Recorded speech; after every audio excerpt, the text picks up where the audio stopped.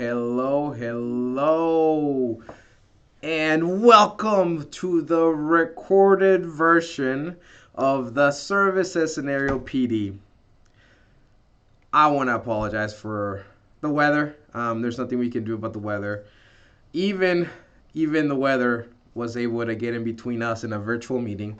So sorry about that. I wanted to be sure to give you this information at least through this way as quick as possible. That way we didn't, because we have a couple more PDs coming up and we needed to provide this info to you. So please, write your questions if they're not answered through this video.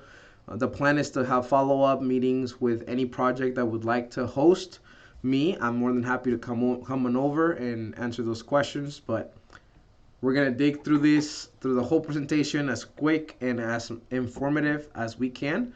I'll try to remember some of the questions that other people asked, and again, you know that the objective is that we get all of this answered for you. So let's go ahead and get started.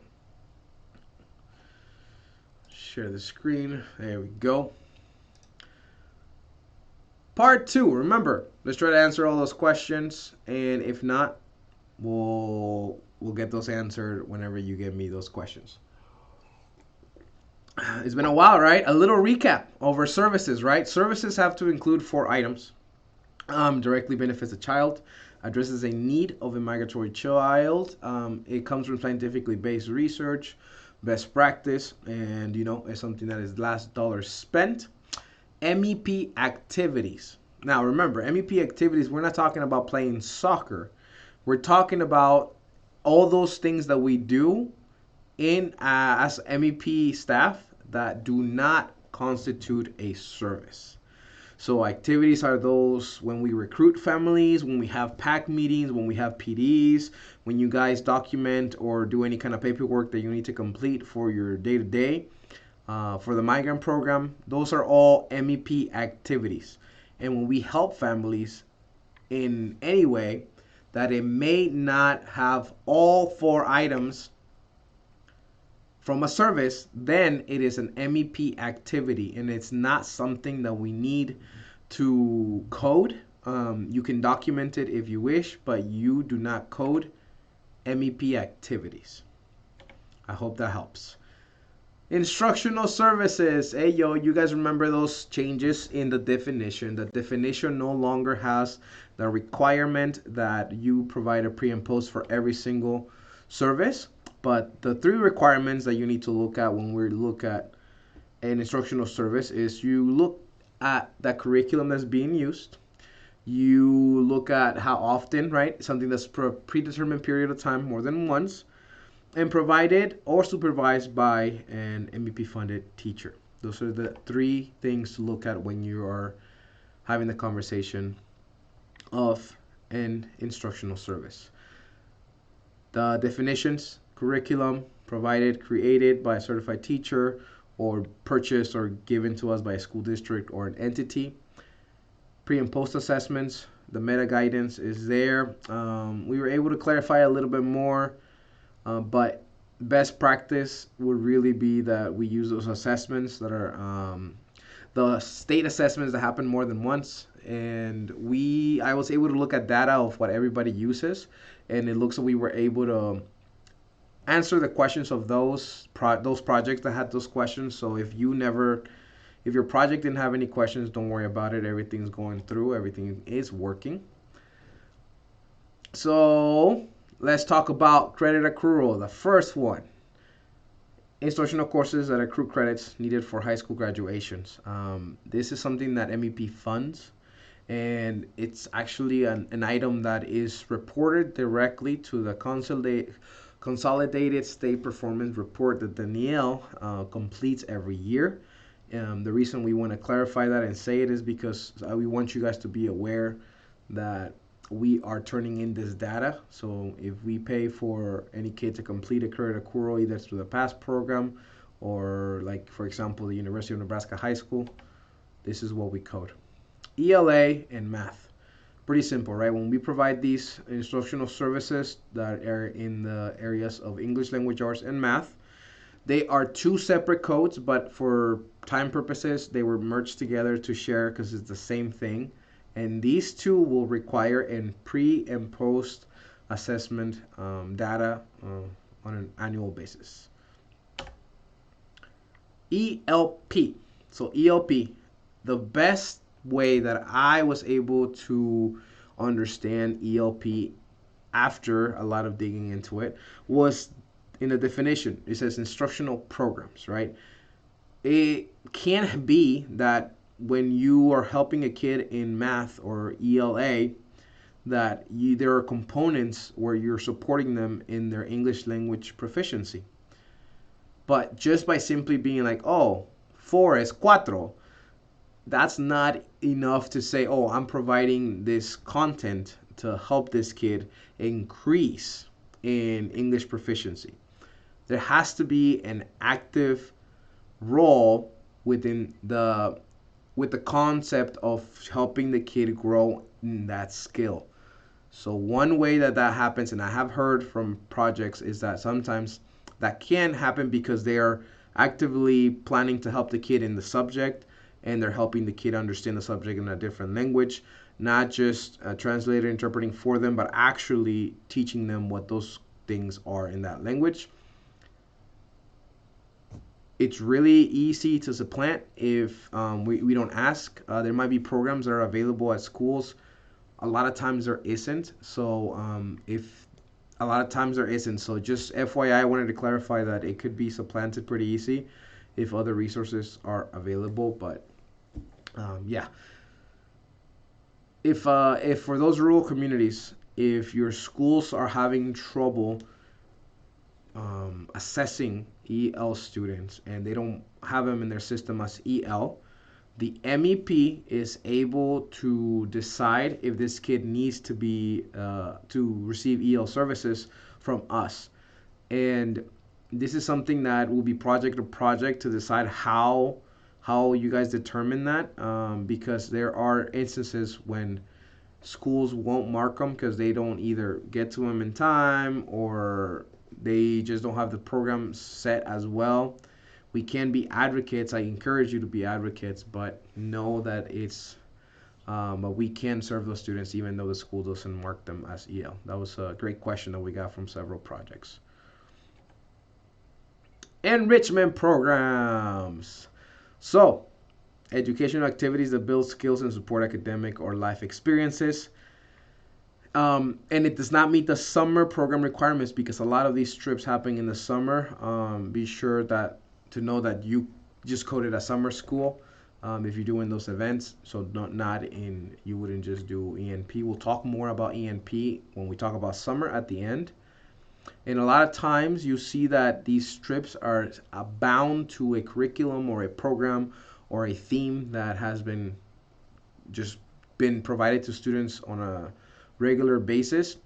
College exploration, going to college visit by itself typically isn't enough to enhance the students' knowledge of the college, right? Even prepping them before going, it's actually very good practice, helping them understand what questions to ask. There's content and curriculum on the Education Quest website. If you need some of those resources, that's a place that I would definitely recommend for you to look into. Yeah, let me know what programs you guys do for ENP. The baby that we talked about, graduation requirement electives. This is something that's going to be used for high school students. So if they have a need to in like a foreign language, a class that is required for them to complete in order to graduate, and then if it qualifies as an instructional service, this would be the code. We talked a little bit about that, but I just wanted to remind you. High school equivalency. Hey, so let's read this one and you'll know why I'm confused as well. Students are enrolled in high school equivalency programs and or instruction is provided to prepare students for the GED test, which basically for a high school equivalency assessment. So there's different ways that we can code this one.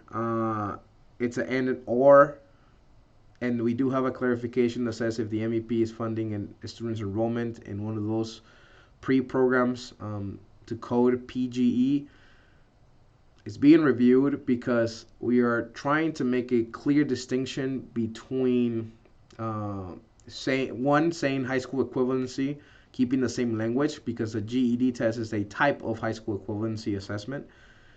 We want to keep it straight, so we're gonna review it. We're gonna try to make it clear. But if you use this one, let me know. Not a lot of people use it. I think our folks from Omaha have used this one a lot. So please let me know how that's going. Instructional life skills. This is one of those that requires a pre and post if you use ISOC materials. Typically before in the past, right, when you would look at instructional life skills and life skills, it would most of the time be coded under support services life skills when we didn't give a pre and a post assessment to students. But now the pre and the post assessment is required, right? But only if it's an ISOC curriculum. Sorry, I forgot that I need to go to the next slide. So remember, if it's an ISOC curriculum, we provide a pre and a post. The way to distinguish instructional life skill and life skill is literally if you give this lesson once, then it won't qualify as an instructional service. So then you would code it under life skill. You can still submit it if you don't have a pre and a post assessment under life skill, but we highly encourage you that you still do it even if it's a one time.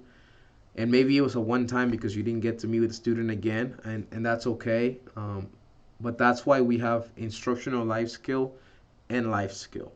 If you have more questions, rewind the video and then that can give you, I can repeat it again on there.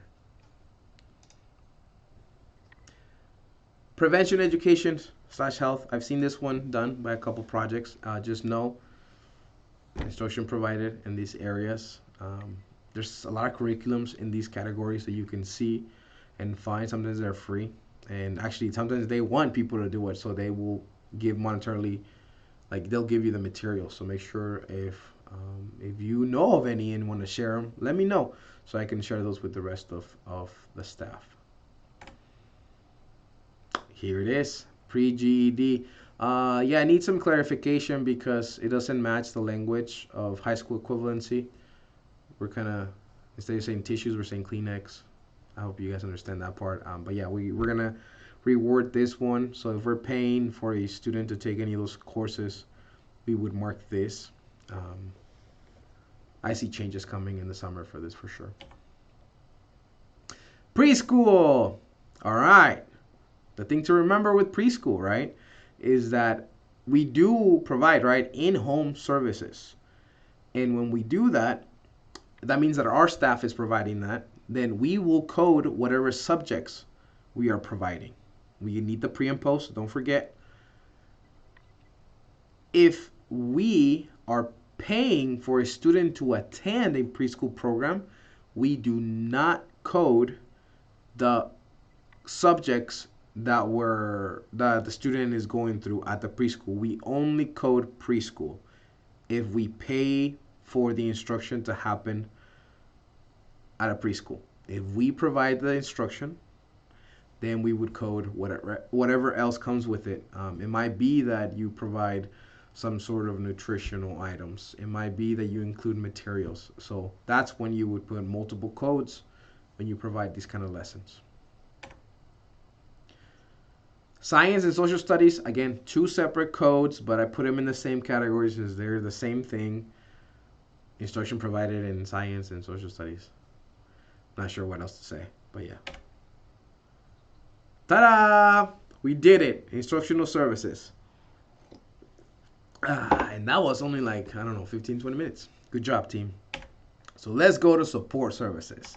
The fun ones. And I know you guys have some questions, so please, if I don't answer them, let me know. Support service codes.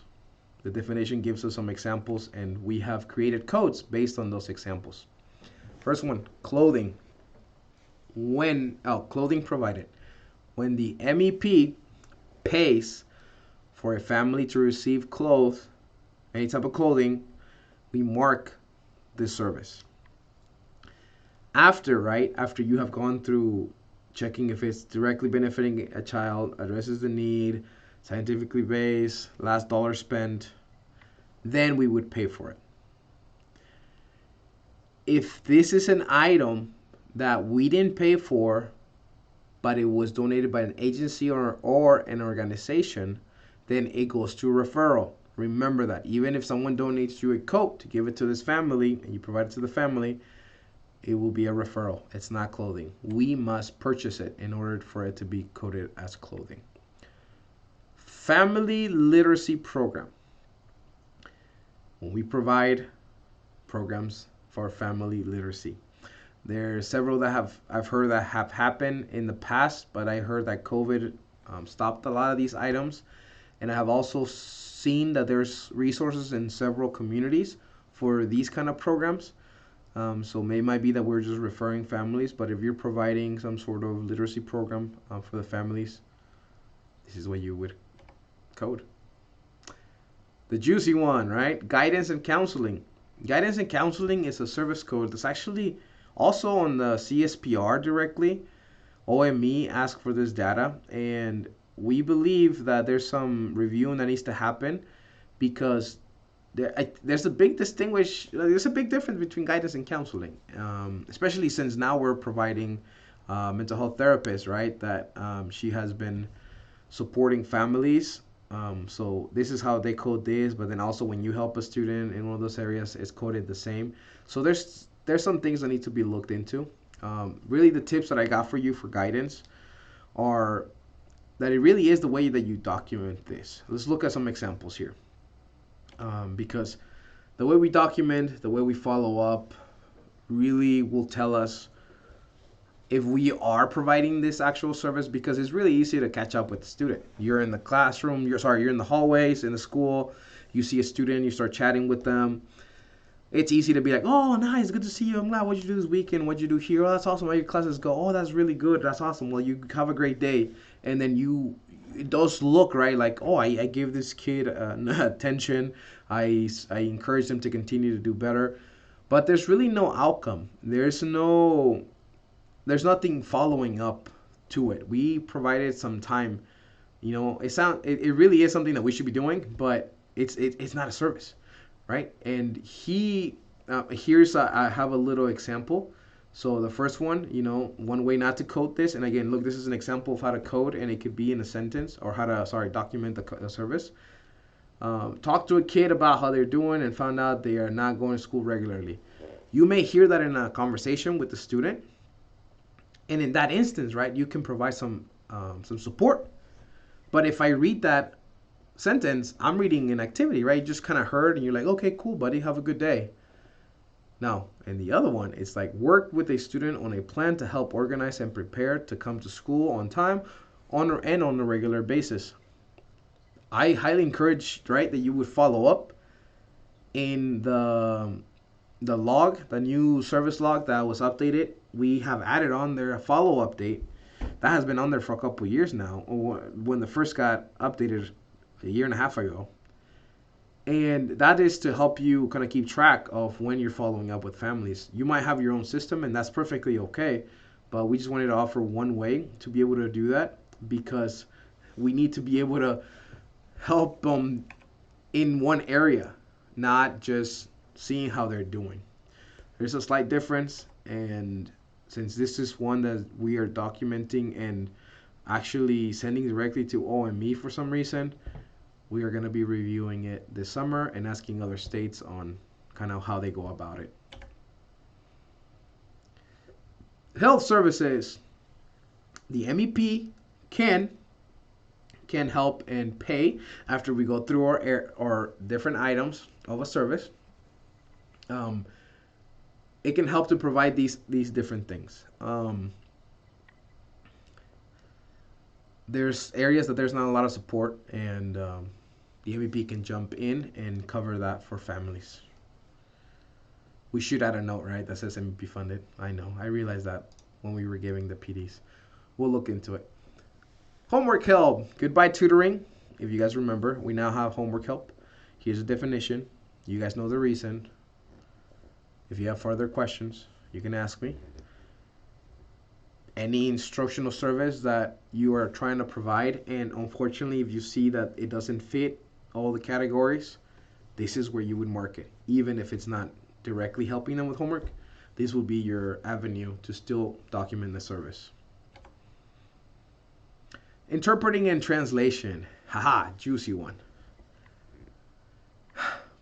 There's a big description here, right? And its sole purpose is to kind of share on why that we are not able to provide this at the school. Um, it's it's a hard because I think, especially initially for MEP, people would see us as, oh, we're a program migrant, we should be able to interpret. Not all of us are bilingual, right? So no, we are not. We're not supposed to be providing this at the schools, and we are preparing a document for you that will have more resources on this. But there should never be an instance when you, as a service provider, need to basically explain this to any administration. We have you have your coordinators, as well as you can reach out to NDE. Benjamin was pretty clear about it, that he will be available to support and explain to anyone. The document that we are trying to put together will have some of those what if scenarios. This is what I will say. If there's an instance and the family is right in front of you and it's the most logical thing that you help them, do it. We're here for the family. And use that moment to advocate for the program. If the family just moved in and they're going and there's no interpreters waiting for them, you can say, "Oh yeah, I'll help them now, but yeah, we're actually not supposed to do this. It's a Title III. We're a supplemental program, but I'll be happy to help you now." And you can even tell the family that, and the family can try to schedule it. As a Latino that grew up as my parents' interpreter, I think it's hard for me to say those things, but it's really, we are bound to that rule, right, as a supplemental program. So we need to be sure that we look at the circumstances that are happening and use your best judgment. There are times that we will document the interpretation, right? Every time we help families outside of the school. Well, this document should add some clarity. I will leave it there, and we can continue the conversation if needed for anyone. Because if you have a dual district role, I almost forgot this, but if you have a dual role at the district, and one of those in your other role, they expect you to interpret or translate, you need to make sure to not document that for MEP, because you're doing that through your other role at the school as a para, or as maybe you're hired directly as an interpreter as well. So you can do it for your other job, but you cannot document it for MEP. Be sure to remember that for all of those that you may be, if you are a dual role in a district. It's an easy one to forget and start documenting those things that aren't allowable through MEP. We talked about life skill. So this is when you provide those lessons and does not meet the instructional service code. Materials. Same like clothing, in the sense that MEP has to purchase these items, and if these items are donated by another agency or organization, that's when you mark referral. When you provide items, we have seen that they either, not only do they, most of the time they have to fall in here, if not they're an activity, but if I've seen it be attached to different curriculums or programs or themes or lessons that enhance the students' learning. Basically, I've seen it in some summer schools where they provide items. Sometimes they provide those items for summer school, maybe for the school year. It's just attaching what you're providing the families and attaching it to these what it constitutes a service, right? If you're providing this for a group of students that you identified that needed it, it wouldn't be, you wouldn't have to like write it for each one, right? You can do them in bulk. You just gotta make sure that you have your documentation if you're ever asked, because usually they're bigger purchases. But that's what I will say for materials. Nutrition, not school meals program, okay? So for any programs that when we provide snacks, be sure to If you're wondering about the health guidance, look at your districts. If you work at a district, and if you work at a regional, there are some documents that you can find on the FDA and kind of what's allowable in schools. We don't want to provide so much of a guidance because it might limit. So we want to be sure to let you know that if you would please just look at what schools allow for those kids to eat, especially if it's in the school after school, if you're doing some programming there. That way you're aligning with their guidances. Um, and and remember, everything we provide a pack is an activity. So you wouldn't be marking nutrition if you have snacks during a pack meeting. If remember, everything that happens at a pack meeting is an activity. If you intentionally, I will say this, if you intentionally are hosting a pack meeting and also like a program, educational program for kids, then you would mark that educational program, but that's still aside from pack. So be sure to remember that if you ever host those kind of events. They're typically pretty fun. Other, something that shouldn't be used as much. Remember that. We shouldn't be using other. That's why our codes exist. If there are instances that you mark other and you give it to your data specialist, this is the guidance that we've asked. If data specialists will please double check and work with the service provider to see where maybe it will fit. If you guys both find out that they don't fit in any, contact Danielle. Danielle will actually always kind of contact me so we can both be learning as it goes. And yes, once Danielle sees it and we talk about it, then we'll maybe, if it happens often enough, it may become a service code. Referrals. This is what I would say with referrals. There is this is probably like, I think, the second most used service. If items are donated by peers, it doesn't count as a referral. They're not an agency, they're not a organization. Now, if you see that peers donate to whatever agency and the agency gives it to you, then that's a referral through the agency. I think it's more of a best practice, and that's why that was. I actually got told that. That's how I learned that. I think we're really looking at best practice, because if we give items from other peers, it may not be as good quality. Typically, organizations, nonprofits have their own guidance on what stuff they give out or sell or whatever. So that's why it has to come from them. Now, if a peer gives you a jacket and you're like, "Oh, it's a nice jacket," you can give it to the family. It's just, it wouldn't count as a service. Um, if anything, I've seen recruiters and service providers sometimes just bring items every time they visit families. I mean, from a gallon of milk to a book. Those things are activities, MEP activities. They're not coded as services, because one of them, you didn't find a need, right? You're just providing it for the family. And as it may not constitute a service, it's something pretty cool to do for the family. I would encourage you guys, if you're able to receive things that are donated or whatever, every time you see a family, every time you give them something, I think they're gonna like it.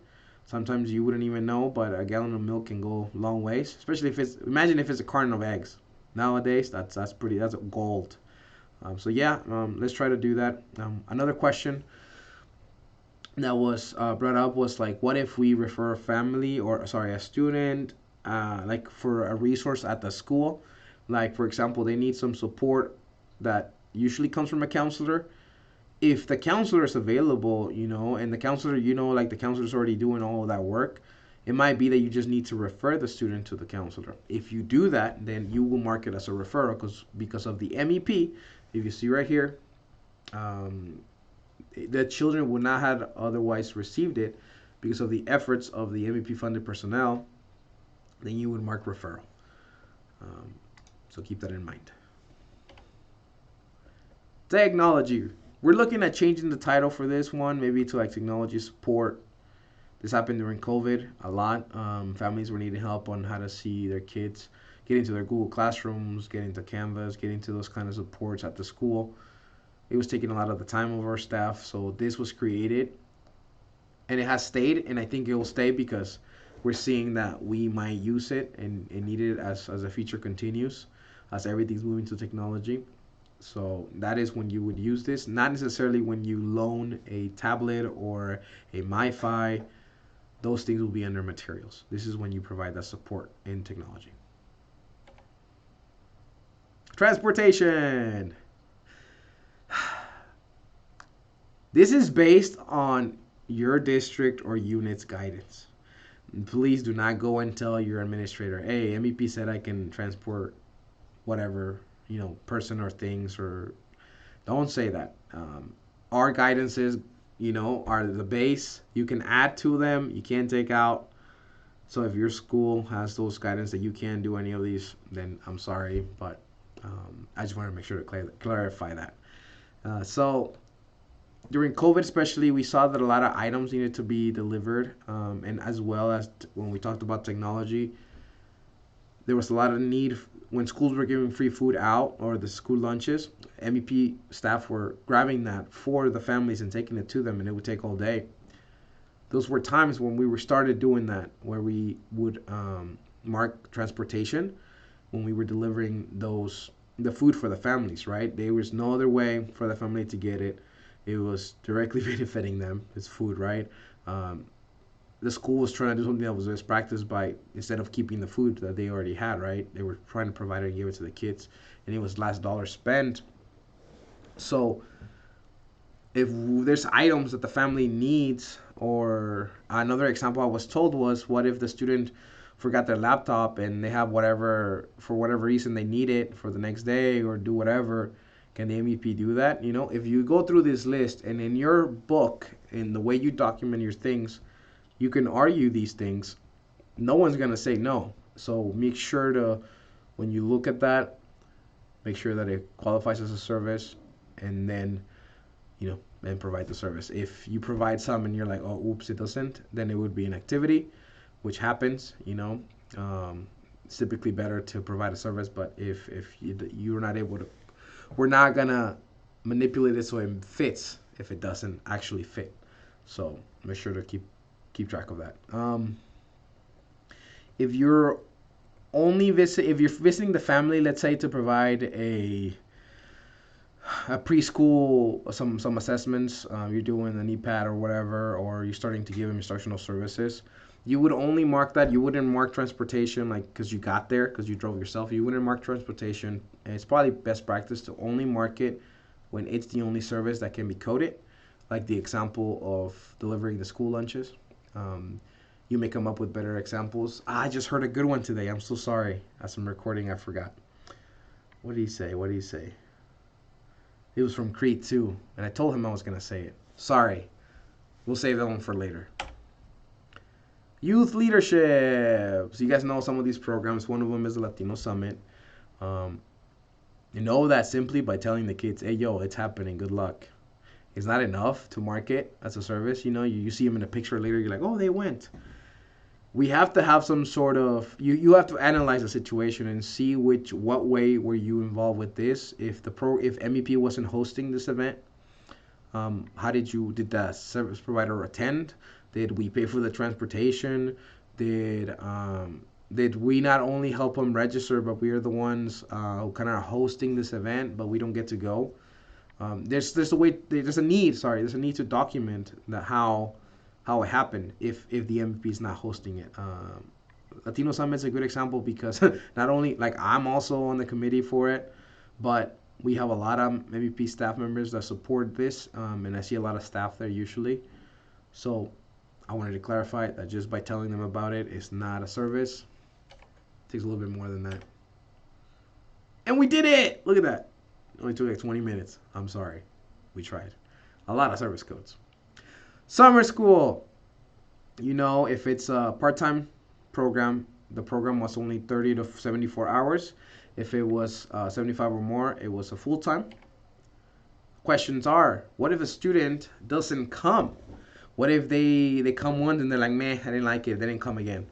Do we code them for this? And the answer is yes.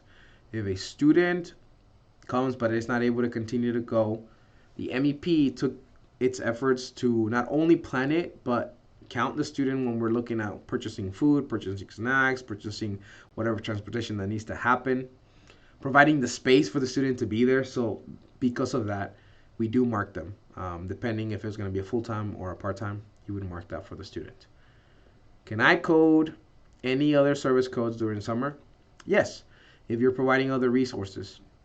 We talked about transportation, or if it's you doing a youth leadership kind of programming, or you're providing snacks. Those will be other things that you code as well. Um, and then the question, what if the program is 29 hours or less? In theory, right, we have time to plan a program, and we should do our best to plan it for more than 30 hours. Now, if that doesn't happen, then you would mark it as an ENP. Make sure that it does qualify as an instructional service. Again, it should qualify as an instructional service because we're planning it ahead of time and our purpose is education. But if we get all that and unfortunately the summer school program is less than 29 hours, then you would just mark it as ENP. Woo! I hope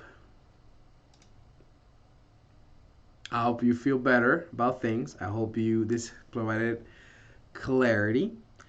And I do hope you have some questions for me. I would love to continue this conversation. Reminder, I am contacting all coordinators, all your coordinators to see if they would like a follow-up, how soon. But I'm hoping to do it in person if possible. But it's always Zoom. If there's questions before that, that's what we're here for. So please don't be afraid to ask.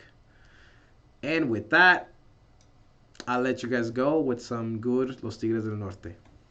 Have a good one. Van esperando, eran los rinches de Texas.